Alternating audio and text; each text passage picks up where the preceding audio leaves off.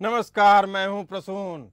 आज चर्चा करेंगे कि किस मामले में भारत को तजाकिस्तान से सीख लेनी चाहिए। 95% मुस्लिम आबादी वाले तजाकिस्तान ने उन मुल्कों को आईना दिखाया है जो शुतुरमुर्ग की तरीके से रेत में सिर डालकर सोचते हैं कि वे जैसा सोच रहे हैं वैसा ही पूरी दुनिया में हो रहा है। तजाकिस्तान के नए कानून में हिजाब को विदेशी संस्कृति बताया गया है। 95% से अधिक मुस्लिम आबादी वाले मध्य एशियाई देश तजाकिस्तान ने हिजाब लगाने पर प्रतिबंध लगा दिया है, यानी पर्दा प्रथा पे पूरी तरीके से रोक। तजाकिस्तान ने हिजाब के साथ ही ईद को लेकर भी नए प्रतिबंध लगाए हैं। हिजाब को लेकर तजाकिस्तान ने जुर्माने का भी ऐलान किया है।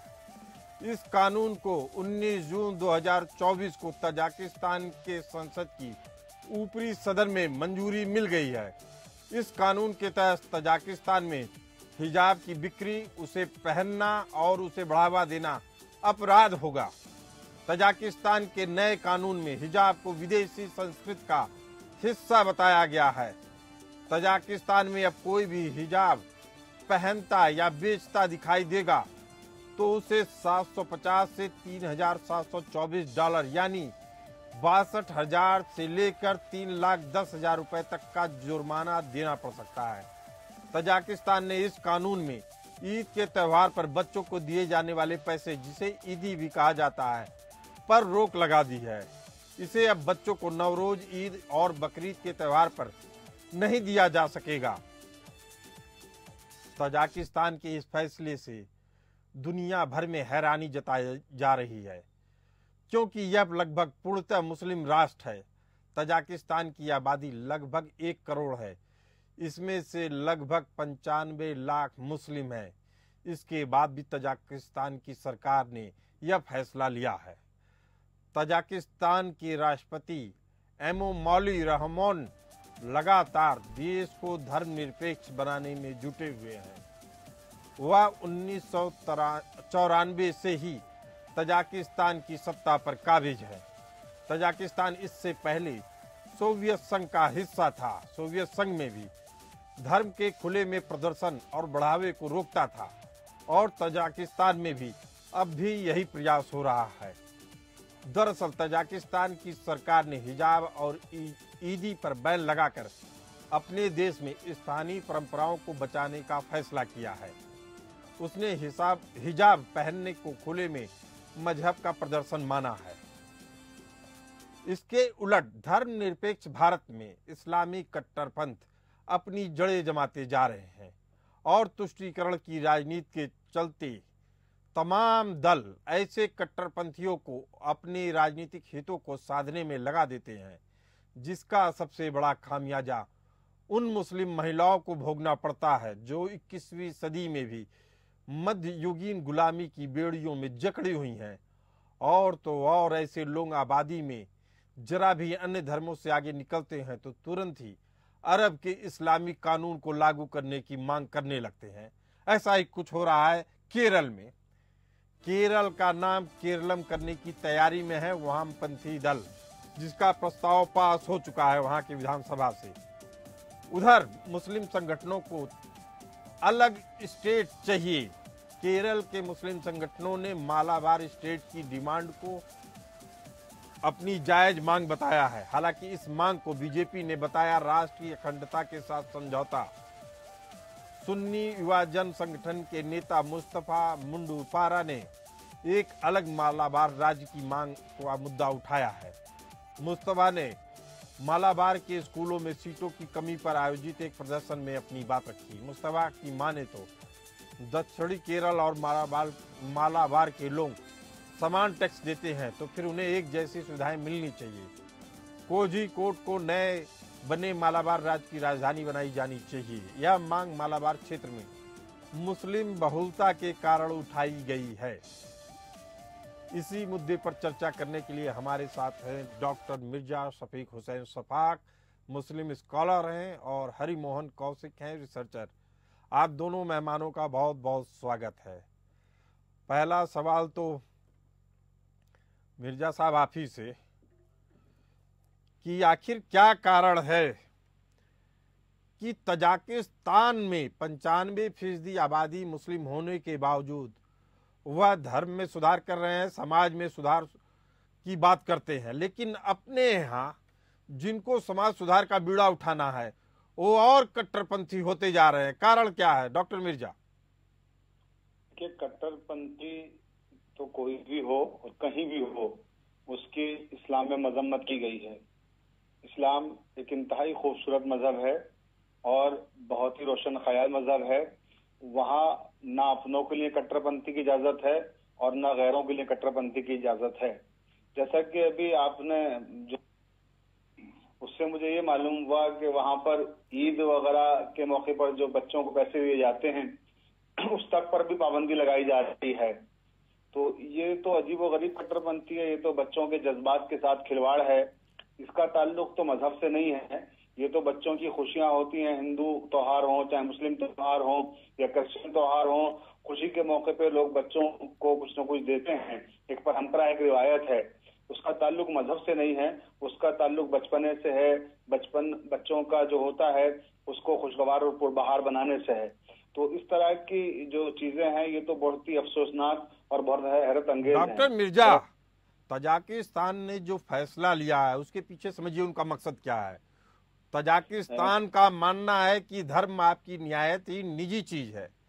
आप अगर अल्लाह में, खुदा में, भगवान में, किसी में भी भरोसा करते हैं तो आपका निजी मामला है, इसको आपके घर के अंदर तक होना चाहिए, ना कि सड़क पे या उसका खुलेआम प्रदर्शन करिए जिससे दूसरों को असुविधा हो। आप कहेंगे आवाज अजान की जा रही है दूसरे के चर्च में, उसकी आवाज आ रही है आपके मस्जिद में, तो फिर आपस में बवाल होता है। तो तजाकिस्तान ने साफ कर दिया है मजहब आपका अपना निजी मामला है, उसको अपने घर तक सीमित रखिए। दूसरी चीज, उनका कहना है कि जो ये परंपराएं आ रही हैं वो तजाकिस्तान की नहीं है, अरब मुल्कों से लिया जा रहा है और इससे कट्टरपंथ को बढ़ावा दिया जा रहा है। इस्लाम मानने वालों को खुदा को जरूरत नहीं है अरब परंपराओं को पालन करने की। डॉक्टर मिर्जा, ठीक है, ये बात तो ठीक है कि अगर अरबों की कुछ परंपराएं हैं, कुछ रिवायतें हैं, उनका पालन कोई दूसरा देश क्यों करेगा? चाहे वो कजाकिस्तान हो और चाहे हिंदुस्तान हो और चाहे अफगानिस्तान हो, चाहे लेबनान हो, चाहे सीरिया हो। जो जिस देश की परंपराएं हैं, जो रिवायतें हैं, जाहिर सी बात है वो उसी को मानेगा। अरबों की परंपराओं और रिवायतों से हमें कोई लेना देना नहीं है। लेकिन इस्लाम जो दीन है, जो शरीयत है, डॉक्टर मिर्जा, सवाल ये है कि आप बहुत अच्छी बात कर रहे हैं, हमें उससे मतलब नहीं है। भारत में कभी भी पर्दा प्रथा नहीं रहा, लेकिन अरब से जब आक्रमणकारी आए, आक्रांता आए, तो उन्होंने पर्दा प्रथा लाया। अब इसको दरकिनार किया जाता है तो तमाम सवाल खड़ा होते हैं। कहते हैं कि आप इस्लाम पे हमला कर रहे हैं, इस्लाम खतरे में है। ऐसी बातों पे आप कितना तवज्जो देंगे? देखिए, कट्टरपंथी में फिर बार बार कहूंगा, मैंने शुरू में भी कहा, चाहे किसी धर्म में हो, किसी मजहब में हो, वो गलत है। चाहे वो हिंदू धर्म में हो तो भी गलत है, चाहे मुस्लिम धर्म में हो तो भी गलत है। हिजाब को आप नाजायज प्रथा मानते हैं? जी, हिजाब को आप नाजायज प्रथा मानते हैं? नहीं, बिल्कुल भी नहीं मानता मैं। हिजाब कोई प्रथा नहीं है, हिजाब कोई परंपरा नहीं है, हिजाब शरीयत है। हिजाब हमारे दीन का हिस्सा है, वो कोई रिवायत और परंपरा नहीं है। कोई अरबों से हमने वो नहीं ली है कि वो कोई जो अरब कबाइल हैं उनसे हमने लिया है, बल्कि वो हमारे दीन का हिस्सा है। हमारे यहाँ अल्लाह ताला का जो कलाम है कुरान मजीद में सूरह अहज़ाब और सूरह नूर में, दोनों सूरों में हिजाब की पाबंदी का हमें हुक्म दिया गया है। तो वो कोई परंपरा नहीं है, कोई रिवायत नहीं है, वो हमारे दीन का हिस्सा है। हिजाब की परंपरा अगर कुरान में है तो आदमियों के लिए भी बहुत परंपराएं हैं, उनका पालन आप आदमियों से नहीं करवा पाते हैं, क्योंकि युद्धों में झोंकना है, और दूसरा औरतों को मजलूम समझ के आप उनपे लादते हैं अपनी प्रथाएं। नहीं, अभी ये फिर आपने औरतों मर्दों की बात तो अलग छेड़ दी। बात अभी आप खाली हिजाब की कर रहे थे, हिजाब के बारे में आप जानना चाहते थे कि वो परंपरा है या क्या है। तो परंपरा नहीं है हिजाब शरीयत का हिस्सा है। हिजाब हमारे अहकाम दीन का हिस्सा है। हिजाब का हुक्म हमें कुरान मजीद में दिया गया है, तो उसके सिलसिले में हम कोई कंप्रोमाइज नहीं कर सकते। तो तजाकिस्तान कंप्रोमाइज कर रहा है, कुरान की बात नहीं मान रहा, आप ये कह रहे हैं? नहीं, बिल्कुल भी नहीं कह सकता मैं कि कजाकिस्तान कुरान की बात नहीं मान रहा है। कजाकिस्तान ने जो किया तजाकिस्तान है सुने, आप मेरी बात भी सुन लें। मैंने उसको पढ़ा है और मैंने सुना है और नेट पर सर्च किया है मैंने इस हवाले से। तो उन्होंने सिर्फ ये कहा है कि जो बुर्का है, आप बुर्का पहनकर स्कूलों में नहीं आ सकते हैं, लेकिन सर ढक सकते हैं। और जो उनका ड्रेस है स्कूलों का, मैं फिर वो बता रहा हूं, नॉर्मल आपको गलत जानकारी है। खरीदना और पहनना यहां तक तो ठीक था, बेचना भी गुनाह है। बुर्का बेचना भी गुनाह है वहां पर। हाँ, और 3 लाख तक का जुर्माना होगा जो भी बेचते अगर पकड़ा ऐसा गया और है, पहनते पकड़ा गया। अगर ऐसा है तो वो इस्लामी मुल्क नहीं है, पहली बात। दूसरी बात यह है कि ये इस्लाम के खिलाफ है ये चीज। अगर बुर्का पहनना और बुर्का बेचना, अगर ये कोई शराब थोड़ा ही है जो हराम करार दे दी जाएगी। अरे भाई, इस्लाम में शराब को बेचना, शराब का पीना हराम है, लेकिन बुर्का तो हमारी शरीयत का हिस्सा है। इस पर अगर कोई पाबंदी लगाता है कि बेचना हराम है, पहनना हमें हराम लगता है कि इस मामले में हिंदुस्तान के मुस्लिमों को इंडोनेशिया को मिसाल बनानी चाहिए, जो स्थानीय परंपराओं को आज तक गले लगा के रखे हैं। देखिए, हरिमोहन हिंदुस्तान की कौशिक जी जहां हमारे तक साथ बात है, मौजूद हैं।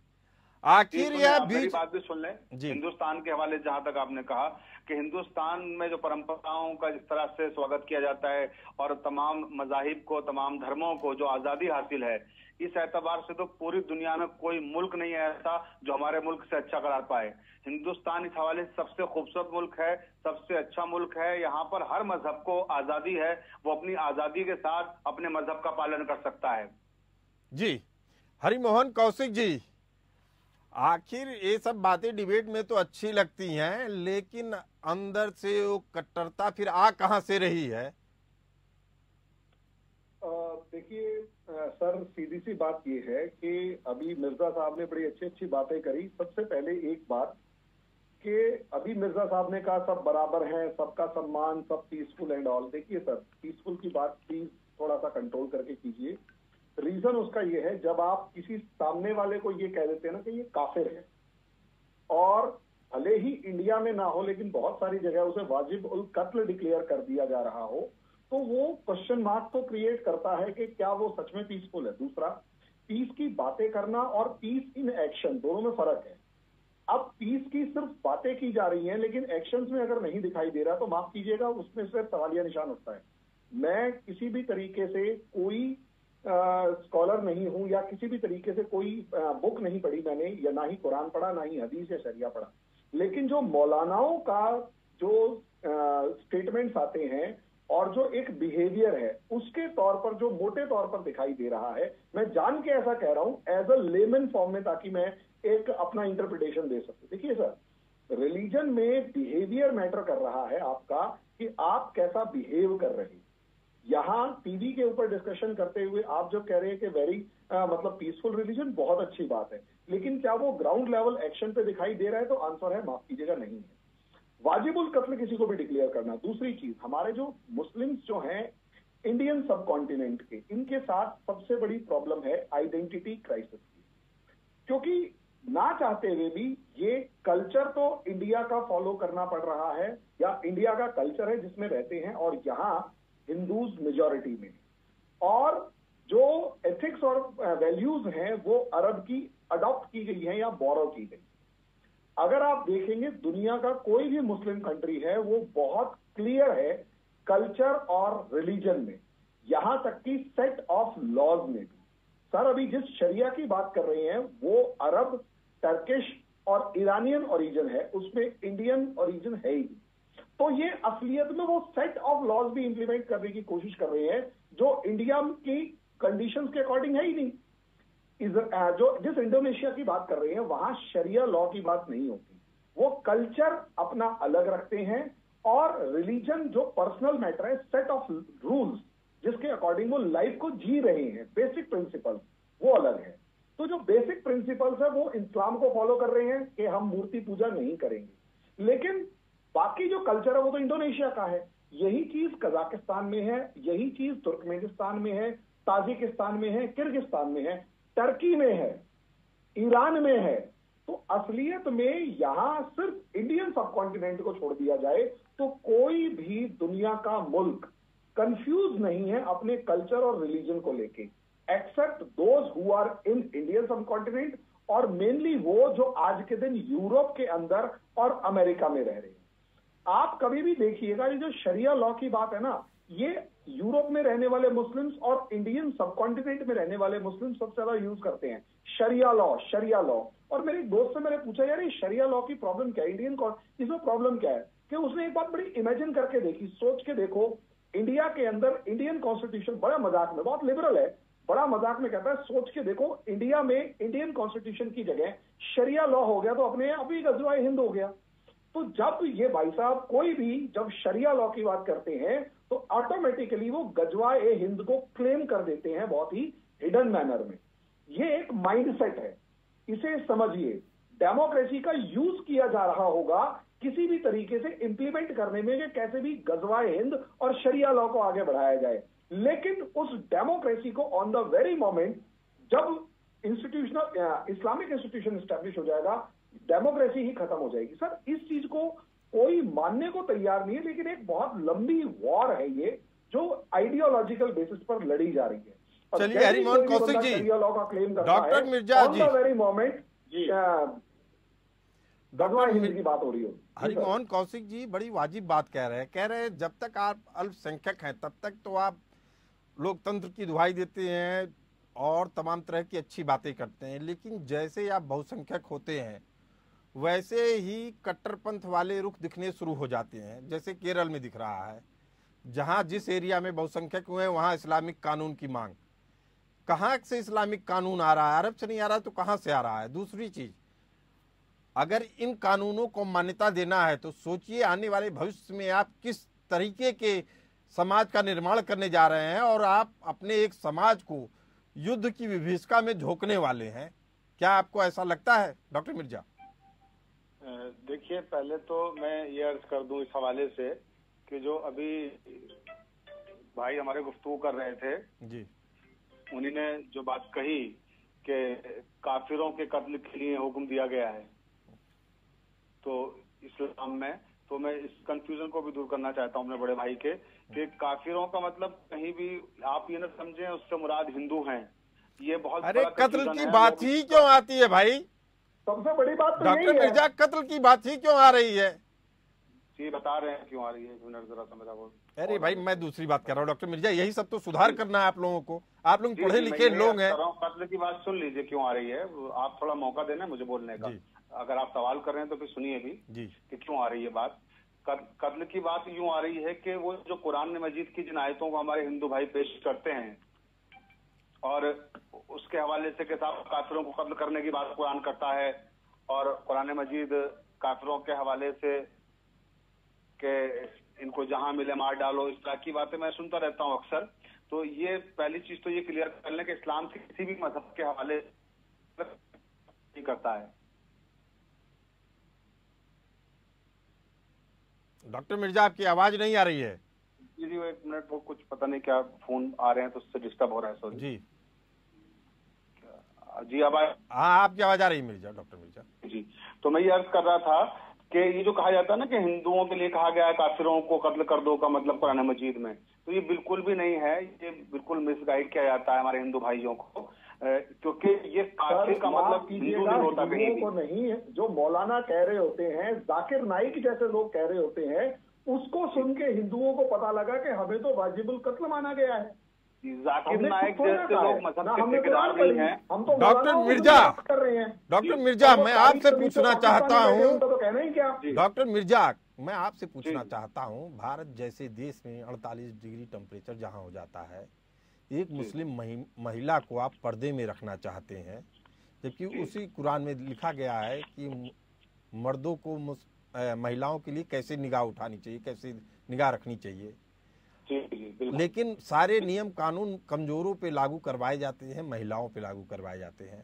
मैं आपसे सीधी बात पूछना चाहता हूँ, इस तरह के समाज, सुन लीजिए डॉक्टर मिर्जा, इस तरह के समाज सुधारों के लिए कौन आगे आएगा? डॉक्टर मिर्जा नहीं सामने आएंगे तो क्या प्रसून शुक्ला आएंगे? नहीं, बिल्कुल सही है। देखिए, सामने सबको आना चाहिए, डॉक्टर मिर्जा भी आए, शुक्ला जी भी आए, आप भी आए, सब आए, क्योंकि समाज तो सबसे मिलके बनता है। समाज किसी एक मजहब का नाम नहीं होता है, समाज तो मुख्तलिफ मजहब जो मानने वाले होते हैं, धर्म मानने वाले होते हैं, उनका एक गुलदस्ता होता है, सोसाइटी और समाज। तो इसमें तो सभी को आना पड़ेगा आगे। और जहां तक ये सवाल है कि औरत को जो आपने कहा कि पर्दे का हुक्म दिया गया है, तो मैं समझता हूँ ये खाली हमारे यहाँ मुस्लिम धर्म में नहीं है, बल्कि मेरा ताल्लुक बुलंदशहर से है। तो हम वहाँ आबादी हिंदू आबादी है, सब जाट रहते हैं हमारे आसपास।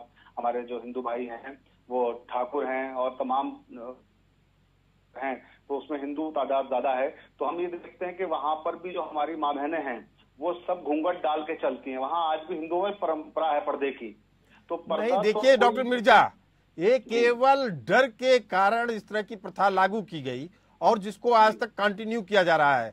हरिमोहन कौशिक जी कुछ बोलना चाहते हैं। जी सर, पहली बात मैं इस चीज को क्लियर करना चाहूंगा, विंध्यान रेंज के साउथ में आप देखेंगे कहीं पर भी पर्दा प्रथा नहीं है। अगर आप थोड़ा सा भी देखेंगे, मराठों ने पर्दा प्रथा को इतनी बुरी तरह अपोज किया। उन्होंने कहा हमारी जो वुमेन्स हैं उनकी फ्रीडम होनी चाहिए और उसके लिए हम मरने कटने के लिए तैयार हैं। साउथ में हिंदू धर्म के अंदर किसी भी महिला को पर्दे में नहीं देखेंगे। नॉर्थ में जब से ये काश्मीर कासिम गजनी गौरी ये सब आए, उनके बाद जो महिलाओं को उठा ले जाने का एक परंपरा शुरू हुई, उससे बचने के लिए या उससे डिफेंसिव मोड में आने के लिए पर्दा प्रथा शुरू हुई। चलिए ठीक है हरिमोहन कौशिक जी, जल्दी से एक अंतिम सवाल पूछ लेता हूं आपसे, 30 सेकंड में जवाब चाहता हूं। क्या भारत में अब वो वक्त आ चुका है कि कट्टरपंथ को सख्ती से दबाया जाना चाहिए? ये मुझसे सवाल है सर। जी सर, अगर वही एक प्रॉब्लम है, जहां जहां पर सख्ती दिखाएंगे, यहाँ पर आपको on the very moment action against a particular religion declare हो जाओगी।